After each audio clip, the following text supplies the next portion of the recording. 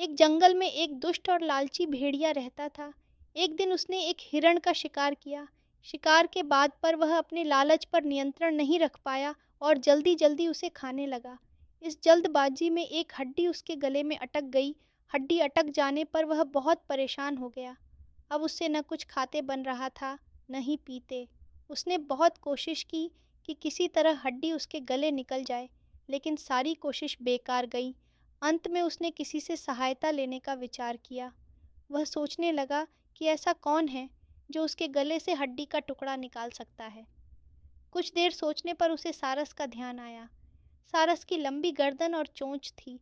वह उसके मुंह में अपनी चोंच घुसाकर आसानी से हड्डी निकाल सकता था। बिना देर किए भेड़िया सारस के पास पहुंचा और बोला, सारस भाई, मेरे गले में एक हड्डी अटक गई है। क्या तुम अपनी चोंच से वो हड्डी निकाल दोगे? मैं तुम्हारा बहुत एहसानमंद रहूंगा और तुम्हें उचित इनाम भी दूंगा।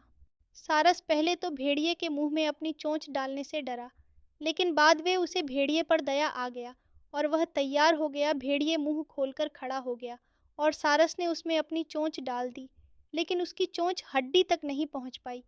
तब उसे अपनी आधी गर्दन भी भेड़िए के मुंह में घुसानी पड़ी। सारस की गर्दन मुंह में जाते ही लालची भेड़िए के मन में लालच जागने लगा। उस सोचने लगा कि यदि मैं इसकी लजीज गर्दन को चबा पाता तो मज़ा आ जाता, लेकिन उस समय उसे अपने गले में फंसी हड्डी निकलवानी थी, इसलिए वह मन मार कर रह गया। कुछ ही देर में सारस ने उसके गले से हड्डी निकाल दी। हड्डी निकलते ही भेड़िया जाने लगा। न उसने सारस को धन्यवाद दिया, न ही इनाम। सारस ने उसे रोक कर कहा, मेरा इनाम कहाँ है? तुमने कहा था कि तुम इस काम के बदले मुझे इनाम दोगे।